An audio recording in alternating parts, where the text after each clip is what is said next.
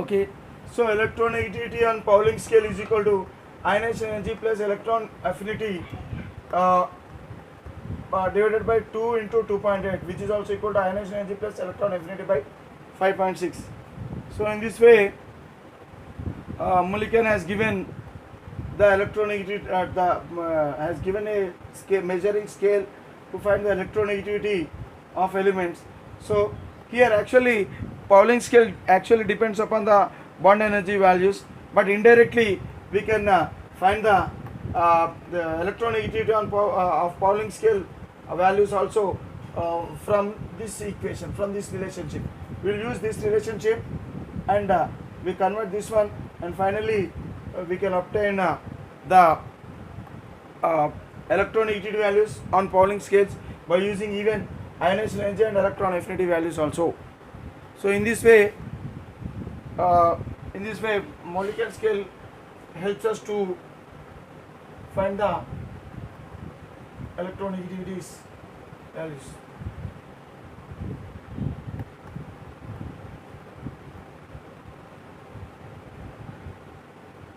See one thing, Mulliken scale, it is applicable to, this scale is applicable, this scale is applicable to univalent elements only. So not for all the elements this scale is applicable.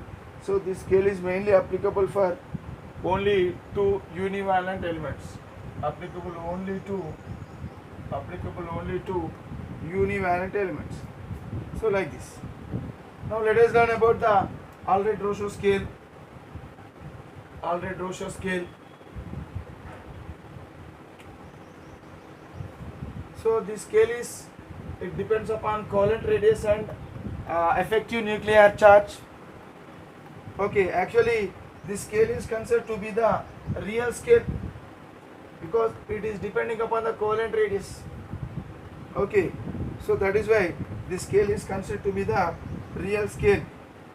So according to this scale, electronegativity is nothing but, see, suppose this is the atom of this is the nucleus of that atom, and these are the orbits. Let us assume this is the last orbit, and here the electron is present in the last orbit. See, there exists some force of attraction between the nucleus and the outermost electron. So here the force of attraction is nothing but attracting ability of this atom, of the nucleus of this atom over the electrons. So here Allred-Rochow scale so says that the force, this force of attraction is nothing but the measure of electronegativity. So according to Allred-Rochow scale, so the force of attraction, nuclear force of attraction of the nucleus on the outermost electron is nothing but equal to electronegativity, and which is equal to which is equal to what, 0.359 into effective nuclear charge by radius square plus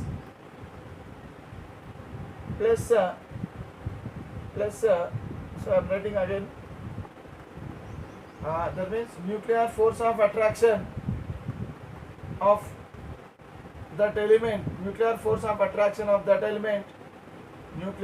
of attraction of that element is on the outermost orbit is equal to what?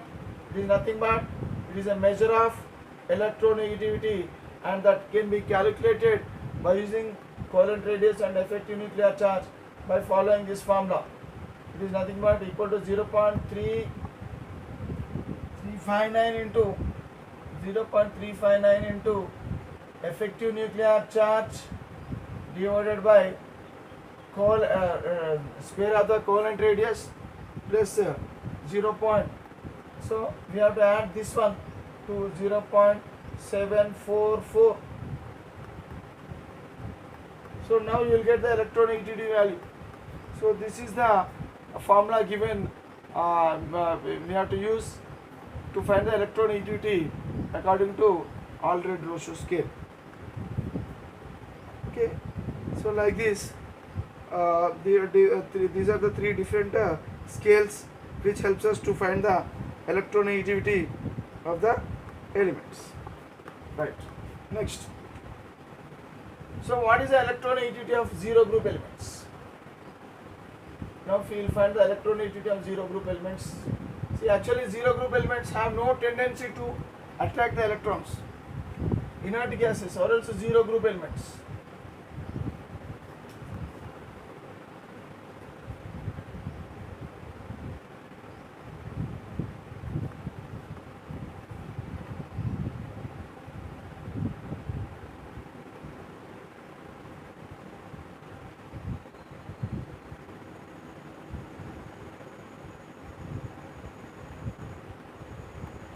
See, zero group elements or else inert gases, they are the stable atoms. They contain 8 electrons in their valence shell. As they are having 8 electrons in their valence shell, they do not involve or else they do not combine. These atoms, they do not combine with other atoms. So that means they cannot form bond with other atoms. Zero group elements, they do not form any bond with other atoms. If there is no bond with other atoms, so it does not have any bond energy. Okay, so with the help of bond energy only, generally the electronegativity can be calculated. Zero group elements, or else or inert gases. Okay. See, actually they exist as individual atoms. Exist as individual atoms. They are said to be monoatomic elements.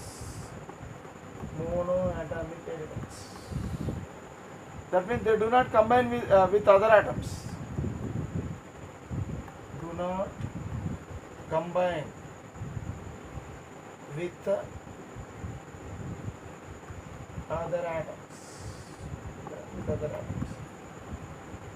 See, already we have seen what is electronegativity. Suppose if there are two atoms like this, a bond is formed. These two atoms have combined to form a AB molecule. Now here, after these two atoms in the AB molecule, that electron pair, this is a bonded electron pair. This bonded electron pair, it is attracted by B with more force of attraction. Okay, so now B is said to be having some electronegativity. So and its electronegativity is greater than A. So that means electronegativity exists only when there is a bond between the two atoms. But here in zero group elements or inert group gases, they do not form any bond. They do not combine with other atoms. Therefore, no bond is formed. When there is no bond, therefore no bonded electrons. When there are no bonded electrons, then there is no force of attraction. So therefore electronegativity is equal to 0. Okay, see, actually what is electronegativity? Electronegativity, in the previous session we have discussed the definition of electronegativity as the tendency or else ability of an atom to attract the bonded electron pair towards itself. But here zero group elements, they do not have at all they do not have bond electrons at all, because they do not combine with any other atom.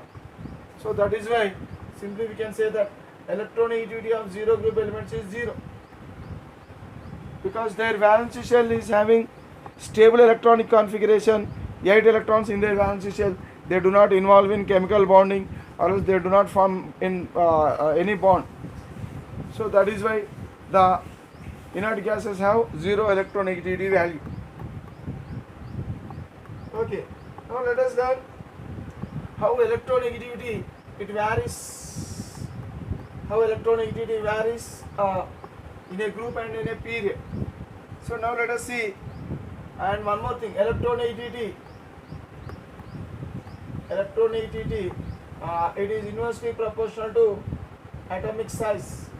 So when atomic size is more, electronegativity decreases.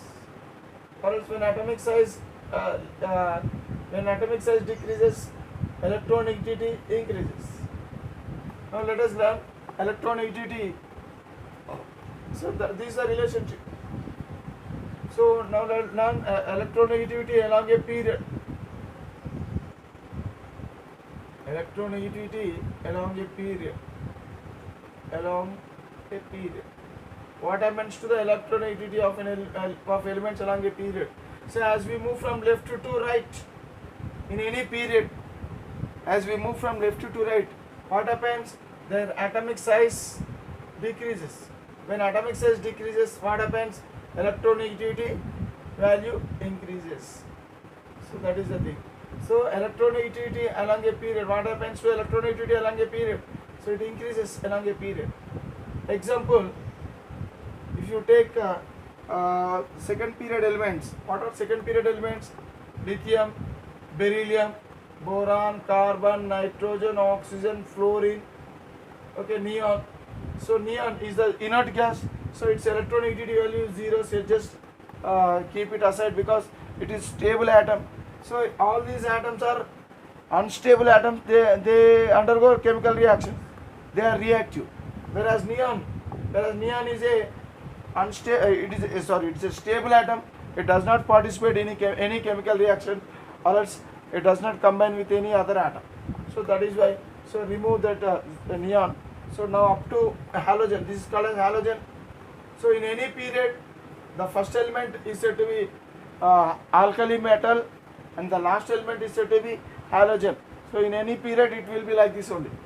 See, lithium, its electronegativity value is 1.0. Its electronegativity value is 1.0 according to Pauling scale only I am giving, and its electronegativity is 1.5, and boron's electronegativity is 2.0, carbon is 2.5, nitrogen is 3.0, oxygen is 3.5, and fluorine is 4.0. So the electronegativity values of the elements are like this. So this is what, these are second period elements. These are what? These are second period elements. So the electronegativity values of second period elements are like this. See, as we move from left to right along second period, not only second period, any period it will be like this only. So what happens along a period from left to right, electronegativity increases. So here we can observe that the electronegativity value is increased from one element to another element. So as we move from left to right, okay, so electronegativity value is increasing gradually. The same way, let us take third period elements. So what are third period elements? Sodium, magnesium, aluminium, silicon, phosphorus, sulfur and chlorine. So the electronegativity values of these will be like this. Sodium is 0.9, magnesium it is 1.2, aluminum is 1.5,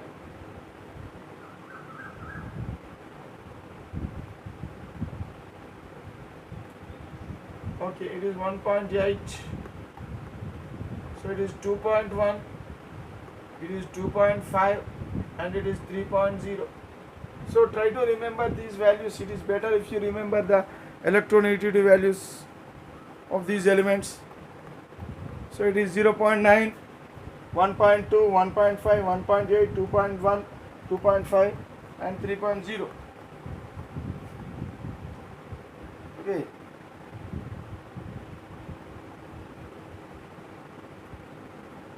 So here you will find a gradual increase in electronegativity value. So as we move from left to right, electronegativity increases. Right. Now let us learn along a group. What happens to electronegativity along a group? Down the group. down the group. So if you observe the electronegativity down the group, so down the group atomic size increases. Why atomic size increases down the group? Because as we move from one element to another element, for example, take lithium, sodium, potassium, rubidium, cesium, francium. So the size of the atom gradually increases, because when compared to lithium, sodium is having one extra orbit, and when compared to sodium, potassium is having one extra orbit. So like this. So as we move down, so the number of orbits are increased. So one more orbit is added from down the group.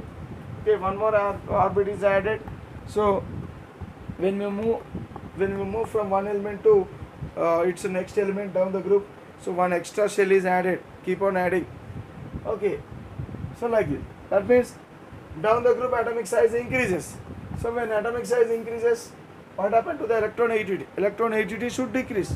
So that means electronegativity decreases down the group. Down the group electronegativity decreases, and along a period electronegativity increases. So we have seen along a period. Now we will see down the group.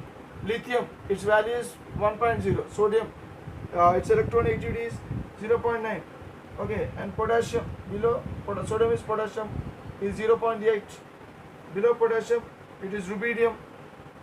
It is also 0.8. Below rubidium, cesium, it is 0.7. Okay, so if you observe, so the starting element is having 1.0, 0.9, 0.8, 0.7. So like this. So the electronegativity is gradually decreasing. So electronegativity decreases as we move down the group. In any group, it will be like this only. Okay, like this. So the electronegativity can be discussed. The variation of electronegativity can be discussed. Right. So if you see, so this element in the entire period table, so this element has the lowest electronegativity, and this element has the highest electronegativity.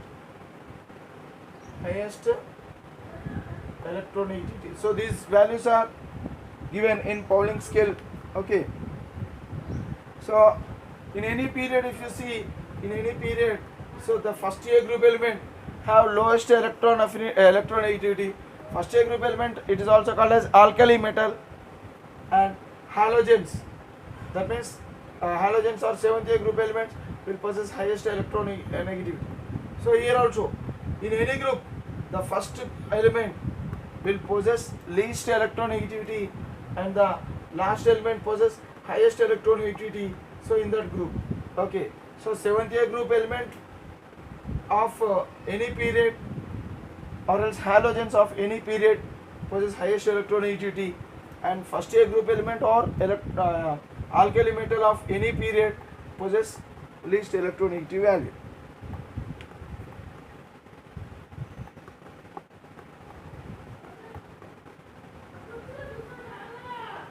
See, look here, we will learn some more points about electronegativity.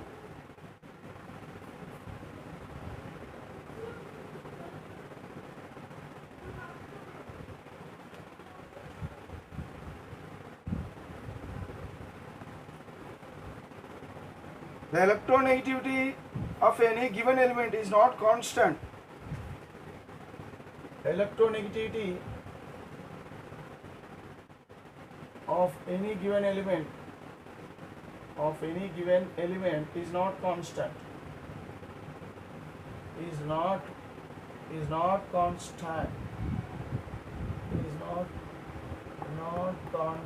It is not a fixed value. So it depends, it varies. It is not a fixed value.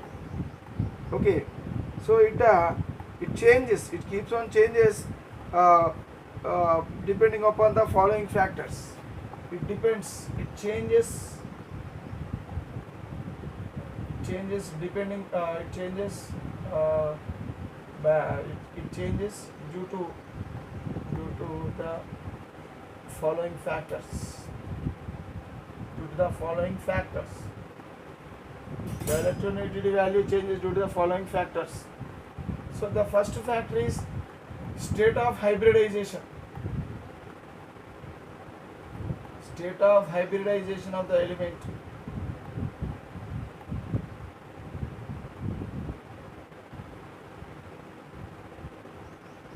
The first factor is it depends upon the state of hybridization of the element. State of hybridization of the element.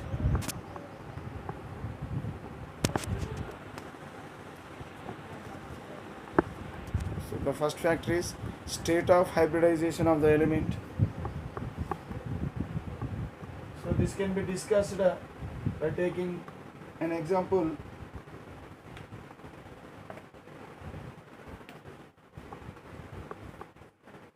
This can be discussed by taking an example. Now take example carbon atom.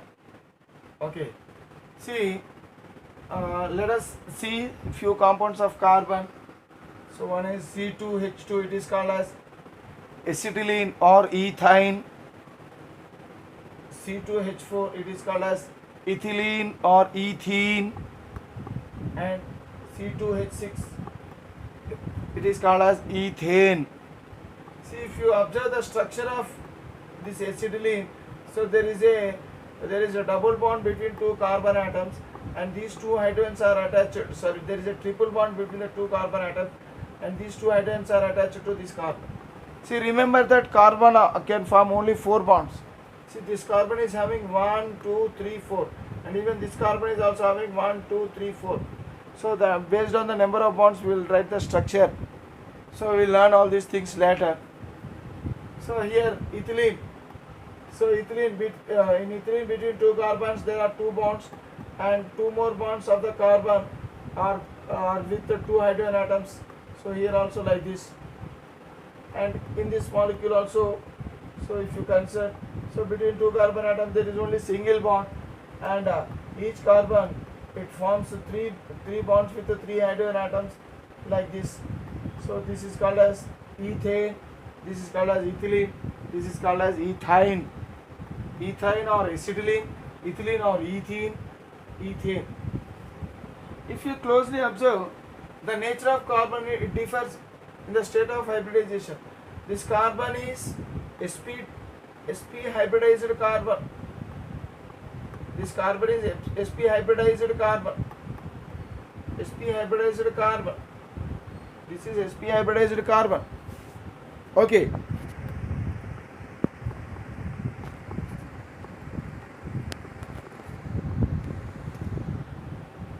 So these two are sp hybridized carbon. Even this is also sp hybridized carbon. So these 2 carbons are sp2 hybridized carbons. sp2 hybridized carbon atoms. Okay. And here the carbon atom is sp3 hybridized. sp3 hybridized carbon atom. Carbon atoms. sp3 hybridized, sp2 hybridized, sp hybridized. So always remember that sp hybridization. Always remember that sp hybridization possesses electronegativity order. If you see, electronegativity order of sp hybridized atom will be greater than sp2 hybridized atom, and it will be greater than sp3 hybridized atom. So if we consider this one, then this atom possesses more electronegativity. So all these are carbon atoms only, but this particular carbon is having more electronegativity than this carbon, and this carbon is having more electronegativity than this carbon. So like this. So depending upon the state of hybridization of that element, so here the same element, it is under 3 states of different states of hybridization. So here this carbon is more electronegative than this one, and this is more electronegative than this one. Remember that the carbon which is bonded to triple bond, this is called as triple bond, it will have more electronegativity than the carbon which is attached to double bond, and it will have more electronegativity than the carbon which is attached to single bond. So in this way, so the state of hybridization of an element will decide the electronegativity. So that is why so we can say that is why it is said that electronegativity of a given element is not constant. It changes. Okay, it changes due to the following factors. One of the factor is hybridization. One of the factor is hybridization, state of hybridization. Now let us learn the another factor. So in all these cases, carbon is the element is same carbon atom only, but this carbon atom is having more electronegativity than this carbon atom. So why it is so? Because of difference in the state of hybridization. Okay, so this carbon is sp hybridized carbon and this carbon is sp2 hybridized carbon. Hence sp hybridized carbon will always have more electronegativity than sp2 hybridized carbon. So like this.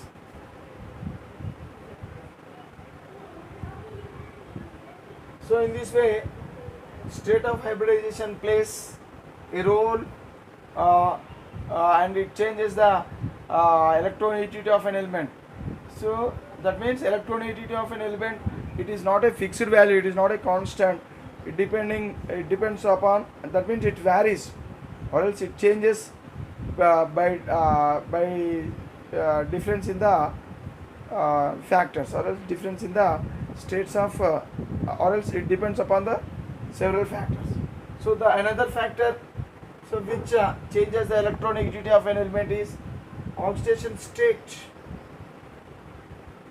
Oxidation state of an element, of the element.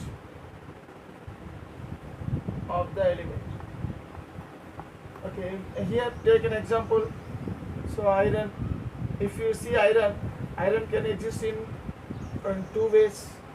So this is called as ferrous ion, this is called as ferric ion. So ferrous ion is in lower oxidation state, whereas ferric ion is in higher oxidation state. Okay, see, remember that whenever an element is in higher oxidation state, it possesses more electronegativity. So as oxidation state increases, as oxidation state of element increases, electronegativity increases. So out of these two, which one is having more electronegativity? This one is having more electronegativity than this one.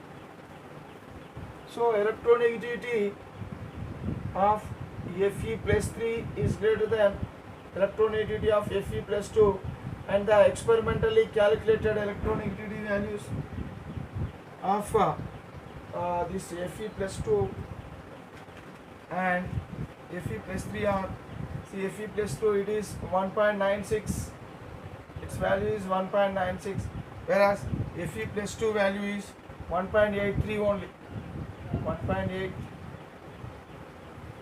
So why? See, in both the cases the atom is iron only, but that iron atom is in different oxidation states. So due to the different oxidation states of iron atom, so the electronegativity of the iron, it is varying from one oxidation state to another oxidation state. Okay, the element is same only, but they possess it possesses different electronegative values under different conditions. If it is more oxidized form, so it possesses more electronegativity, and if it is less oxidized form, it possesses less electronegativity. Okay, so like this, these are several factors. These are the mainly these two are the factors which will change the electronegativity of a given element.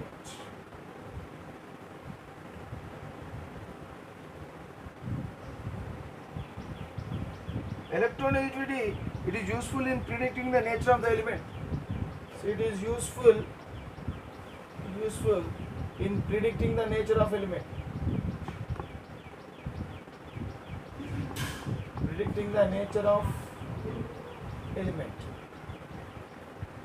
Nature of element means whether it is a metal or non-metal. Generally, nature of element means we'll consider that whether it is a metal or non-metal. See, what are metals? The elements with low value of electronegativity. The elements with low value of electronegativity are said to be metals, and the elements with the high value of electronegativity are said to be non-metals. Okay, one more thing. It is also useful. Electronegativity is also useful in writing the formula. In writing the formula of a compound. In writing the formula of a compound, we can use electronegativity. Generally, if a compound contains like this, if XA or XB, so this is a compound. So now, always remember that the first element in the compound, the element which is written in the left side, the element which is written in the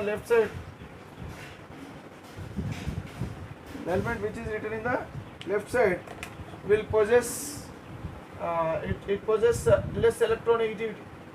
So the first element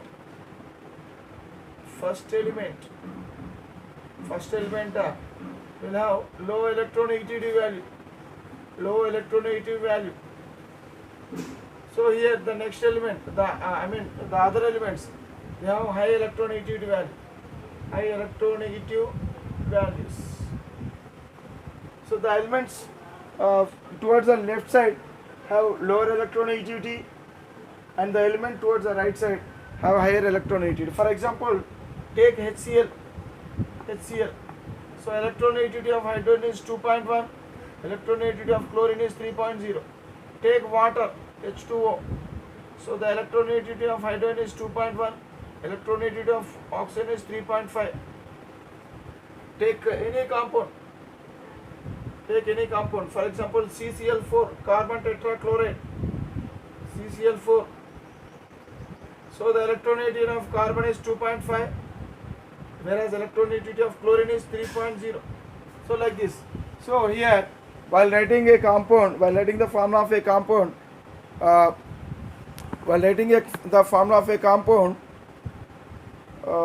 here we have to see that the first element with lower electronegativity value should be placed as the first element, and the element with higher electronegativity value should be placed in the after this one. Okay, so like this. So in water, if you see, hydrogen is 2.1 and oxygen is 3.5. Carbon tetrachloride, so it is 2.5, 3.0. Laughing gas, what is the formula of laughing gas? The formula of laughing gas is N2O.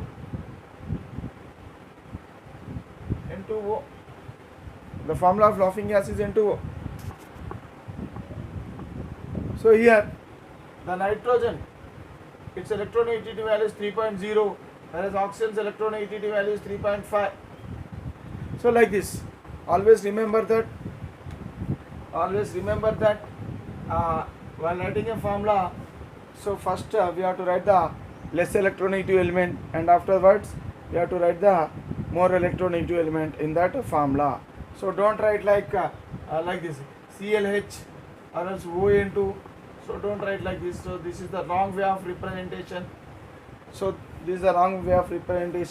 OH2. So don't write like this. So this is the wrong way of representation.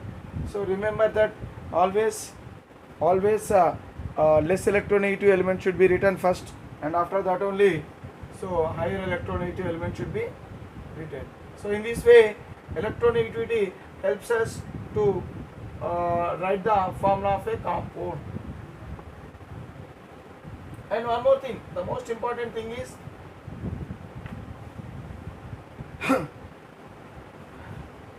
electronegativity values are used to know the nature of chemical bonds. So electronegativity values are used to know the nature of the chemical bonds. Nature of the chemical bond. Chemical bond. So how? See, for example, take a molecule AB. So between AB there is a bond. Between the atoms AB there is a bond. Okay. So here, look here. This bond is, suppose if the atom A and atom B will have electronegativity values. If the electronegativity difference between the two atoms, if the electronegativity chi is symbol for electronegativity. So if the electronegativity difference between the two atoms, if it is less than 1.7, so for example, if the electronegativity difference between the two atoms is less than 1.7, okay, I mean the bond formed is here the bond formed between these atoms. So now this bond is said to be covalent in nature. That bond is covalent in nature. The bond is covalent in nature. The bond is covalent in nature. Okay. Example, if you take a carbon tetrachloride or else anything like methane, CH4, this called as methane. Already we know the formula of methane as CH4.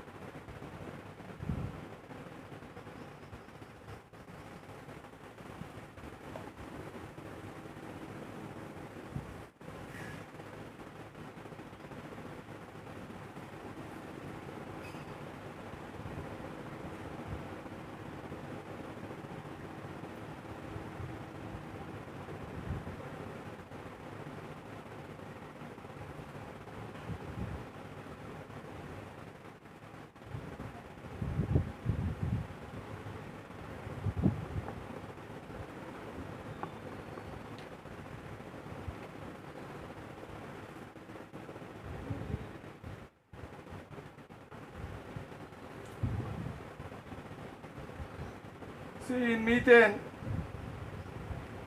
there is a bond between carbon and hydrogen. So carbon forms 4 bonds.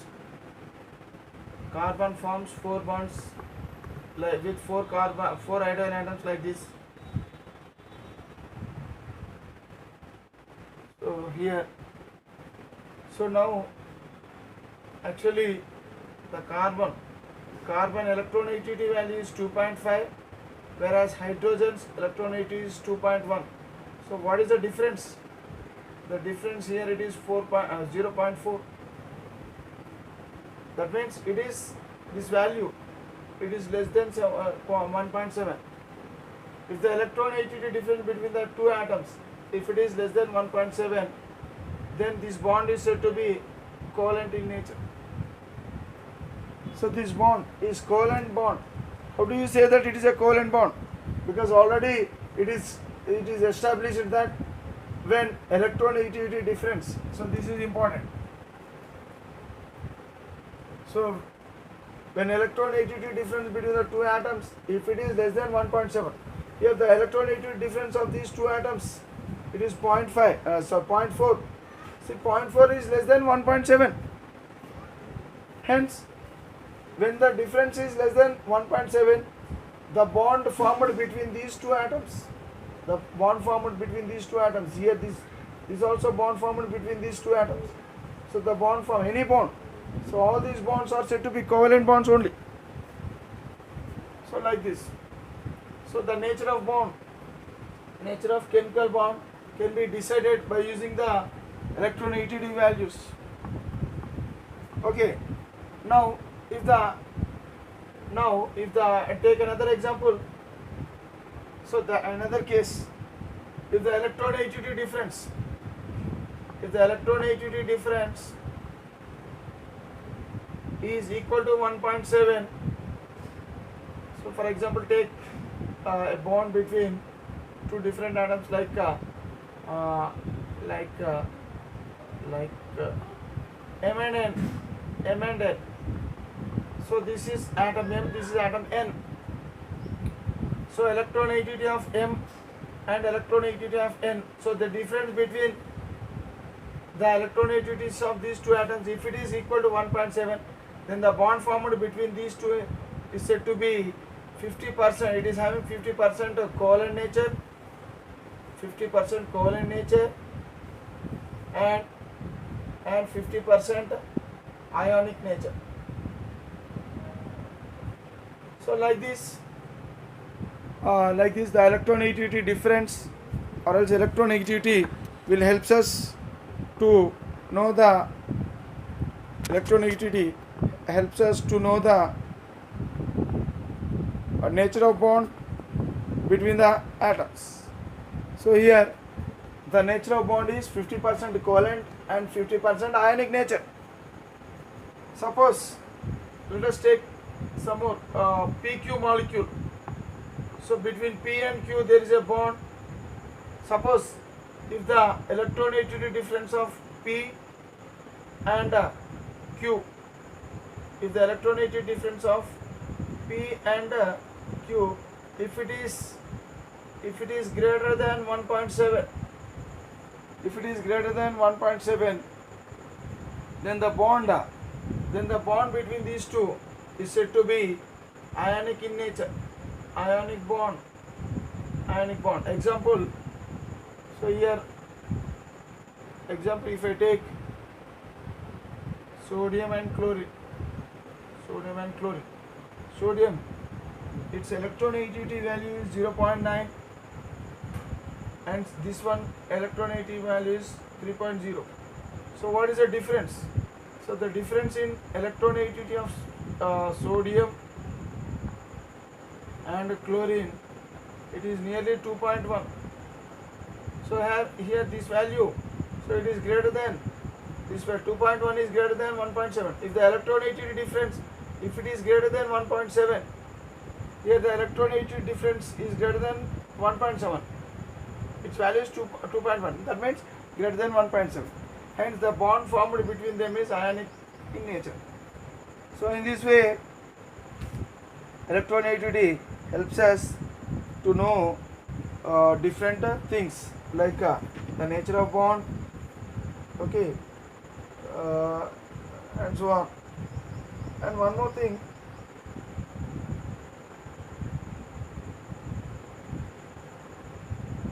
percentage of ionic character can be calculated with the help of electronegativity.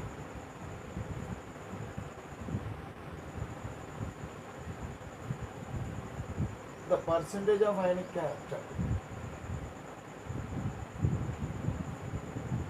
Suppose if there is a bond between A and B, so here this bond may not be 100% covalent, sometimes. So that means there is some percentage of ionic character. That is, there is some percentage of ionic character in the bond, in that bond. So here this bond may not be 100% covalent. That is, there is some percentage of ionic character. So how to find how much percentage of ionic character is present in this bond? So for this we have a formula. So percentage of ionic character is equal to percentage of ionic character is equal to 16 into difference in electronegativity of those two atoms. 16 into difference in the electronegativity of those two atoms plus 3.5 into difference in the electronegativity of those two atoms square of the difference between the electronegativity of those two atoms, square of the electronegativity difference between the two atoms. So by using this formula we can find the percentage of ionic character present in this bond. So in this way, here we use electronegative values. We use electronegativity values to find the percentage of ionic character in the bond. So in this way, electronegativity helps us to find in several ways. Okay, right. So this is all about electronegativity. So we'll discuss about the next topic in the next class. Okay, next periodic property in the next class. Right.